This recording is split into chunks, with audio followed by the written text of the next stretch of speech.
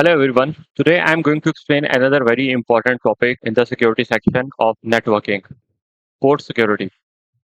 Port security is basically our first line of defense against any attacker. It provides a line of defense against the ports which are available for the end users. An attacker can directly connect to any available port, or it can remove Ethernet cable from any of the existing PC and connect his PC using that port. So in that case, it has direct access to our network. To avoid these conditions where an attacker will be able to connect to our network or can access our network or can use our network, we use the port security. In the port security, you monitor the MAC address. And based on the MAC addresses, you allow the MAC addresses you know and you don't allow any new or unknown MAC address. I have already mentioned the MAC addresses of the PCs, legitimate PCs, and as well as MAC address of the attacker. So now I will show you the configuration, how we can do it and how can we protect our system using the port security. But before starting, let me explain the topology. In this topology, we have a switch 3. It is acting as our DHCP server. In previous video, we have already covered DHCP snooping and IP inspection. So those features should also be enabled to have a comprehensive security solution. And there is another solution, IP security guard, SG. I will also explain about that feature in the end of this video. These features, DHCP snooping, IP security guard, and port security gives a full security package. Next is our switch 1 and switch 2.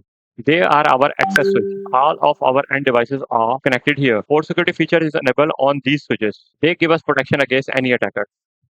So let's start with the configuration. First of all, switch 1 has all the devices within the VLAN 10. Switch 2 has all devices within the VLAN 20. Let's complete these basic configuration first. Enable config T to show interface status. Let's just make sure everything is in the default state. Yes, connected in the VLAN 1. But we need both PCs should be in the VLAN number 10 and these two PCs should be in VLAN number 20. So what we do, we go to the interface, range, fast Ethernet 0/1-2. Switch port mod access, switch port access VLAN 10. To enable port security, we have to disable DTP. No switch port, no negotiate. This is a sequence of command which you have to remember to enable port security. With the DTP, switch port mode auto or switch port mode desirable, you cannot configure port security. You have to make sure that your switch port mode is in the access mode or the trunk mode. And then you disable the DTP and now you can enable the switch port security. With this command, your port security has been enabled with the default configuration. In the default settings, your each port is allowed to have only one MAC address. If PC1's MAC address is read for the first time, you are going to connect PC2 with the same port, it will not allow. In case of this situation, your port will be shut down because the default configuration supports the shutdown violation mode. In this case, you increase the violation counter and your port will be shut down. You have to manually make it enable again. I'll show you that in the verification section. MAC address is learned dynamically, so based on every reload, our switch learns the MAC address of the device and stick to it unless next restart is or reload is forced. Then the aging time is default value 0. So once a MAC address is learned, it remains in the memory all the time. But you can restrict the MAC address aging time as well. So for example, 5 minutes, 60 minutes, 24 hours. Based on that, after 24 hours, it dynamically try to learn the MAC address again. But I want to change few configuration. I want to make sure configuration or settings of switch port works according to my demand. So switch port security, question mark. Now you can see that we can change the aging time. After how much time, it learns the MAC address again. It removes the memory of the MAC address and learns again. Then in the MAC address section, we can either manually mention the MAC address, we can type the MAC address of the device which we want to connect using these ports, or we can use the sticky command which we are going to use in our configuration today. Then in the maximum section, how many maximum devices you can allow per port. So in this configuration, I'm going to allow only one device per port, and violation mode could be protection restriction, and shutdown. I'm going to use all these three so you can see the difference when we are going to test. The port security maximum, as I told you, only one device per port. Switch port, port security, MAC address. I'm going to use sticky. It will learn the MAC address of the first device, bind it into the configuration. So even if the restart happen, the MAC address will remain in the configuration. And the third one is switch port, port security, violation.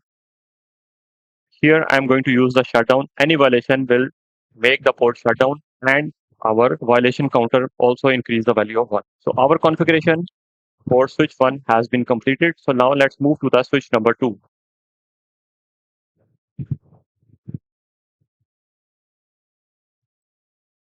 Enable config key interface range fast ethernet 0/1-2. So switch port mod access, switch port access, VLAN 20, switch port no negotiate, switch port port security, switch port security, MAC address sticky, switch port security maximum 1. Exit. And now violation mode, I want different violation modes on both interfaces. So I'm going to do that configuration separately. 0-1 switch port security violation is restrict mode. And in the interface F0-2, I'm going to configure port security violation protect. In all three cases, your packet will be dropped, whether you choose violation mode restrict, protect, or shutdown. Your new device will not be able to communicate. But in case of shutdown, your port will be shut down. In case of protect, neither your port will be shut down nor your violation counter will be increased. And in case of restrict, your port will not shut down, but your violation counter will be increased. We'll see all this during the verification. So we have completed the configurations. In Packet Tracer, we need to create some traffic for the first time. In this case, they will learn the MAC address, and after that, they make it stick. I'll show you that thing also. First, let's help them to get the DHCP address one more time. After configuration, DHCP successful. One more time,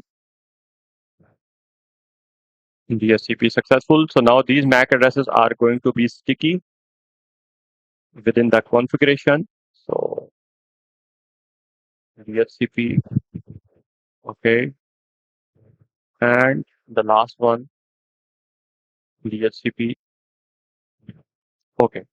So now all of four devices have started the communication, which means that switch 1 and switch 2 should learn the MAC addresses.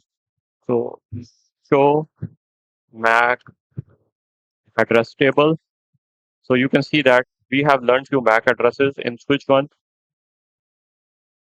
Our port F01 and F02 have the sticky MAC address 0102. Okay. These are learned dynamically, so we do not need to take care for that. Here they are learned statically and now stick to the configuration. So that's why now they have mentioned the static. And now let's see on the switch 2 as well. We want to see the similar for the switch show MAC address table. And here port number F01 and F02, 3 and 4 MAC address are being known to the device. So this is what we want to see. Now, normally you have already seen that your devices can access the DHCP server and they can get the IP address to that. Now, if an attacker comes, remove the cable from PC number 2 and connects the cable into its own port. So let's see what happens when the port is up and attacker want to get the IP address. So now you can see that immediately our port has become red, which means it is shut down. And if you go to the switch, you can see that port security 2, port security violation caused by MAC address. This MAC address on this port has created a violation. And now you see the show IP, show interface status. You can see that port number 1 is in the error disabled state. And show port security violation counter increase 1. What will happen if security violation is done? So both are in the shutdown. So right now it is violation number 1 has happened, and then if you want to see in more detail, show port security interface F0/1. With this command, you can see that port security is enabled. Status is secure shutdown. Right now it is shutdown. If you go to the port number 02, you can compare secure up. It is secure shutdown. And violation mode is shutdown. Violation mode is shutdown. Aging time 0 minute, which means that it will never be learned. There are two types of aging type. By default is values absolute. And the important thing, last source address VLAN is learned in VLAN number 10. This MAC address is being learned. And this is the violation counter. Here violation counter is 0 and here violation counter is 1. So now if you want to make this port enable again, you have to reconnect with the PC which is already being allowed by the port security. And then to enable it, you go to that port configuration interface F0/1. With the no shutdown command, you cannot enable the port. This is also a very important thing. People normally forget about it. So what you do in error disable state, you make the port shutdown first, and then you use the command no shutdown. And in this case, your port will be up again. And if you try to get the IP address to DHCP, since this MAC address was already allowed in our configuration for the first time, now this device will be able to get the IP address here. So now let me show you what happened with the port security violation mode, protect and restrict. In this port, we are going to do the same thing. Let me wait for the port to be up. Port is up now. I'm going to request for the DHCP. So DHCP is requested. Port is not going in the shutdown mode. The previous, when attacker tried to get DHCP, immediately port shut down. Since this time our port is not in the shutdown mode, but still we receive the message, port security violation occurred by MAC addresses. So this message keep coming. Every time attacker try to communicate, this message will come. So let's analyze in detail, show port security interface F0/2. Secure up.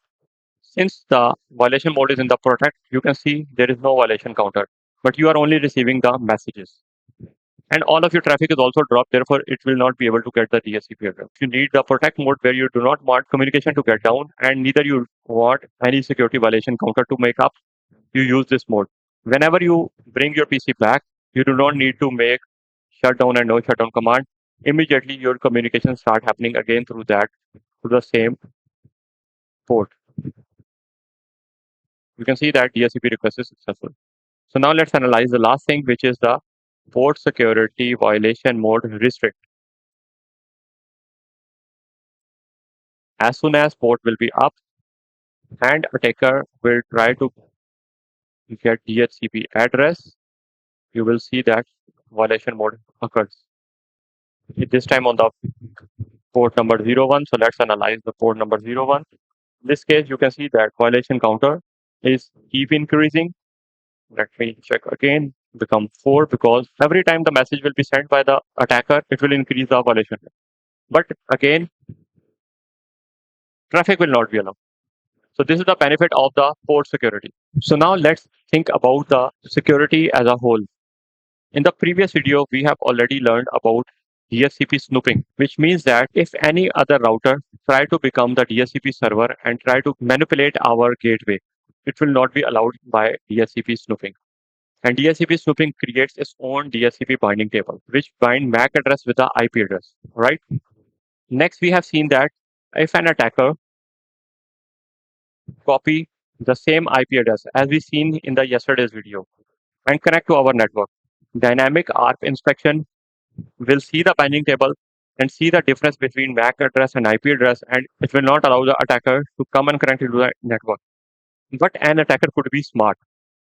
Now he can change the MAC address of his device. So attacker can also change the MAC address, make it 444 for this port and connect this PC to this port. In that case, what will happen? In that case, IP security guard, if enabled, it will immediately go and see the IP DHCP snooping binding table. And it will see that this MAC address is already associated with this IP address. So again, attacker will not be able to copy the MAC address as well. So in the previous video, we have already seen that attacker will not be able to copy the IP address. In this scenario, attacker will not be able to copy the MAC address as well.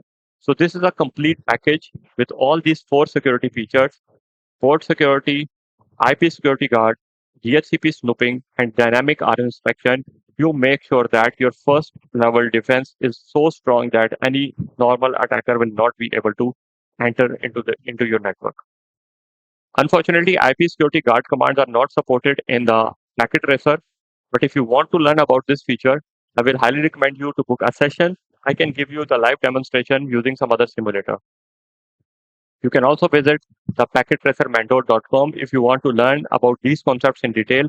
I cannot cover every theory in the same video. My main purpose of the video is to give you the on-hand experience, the things which are actually asked during the interview, or the things which a network engineer usually perform in the production environment.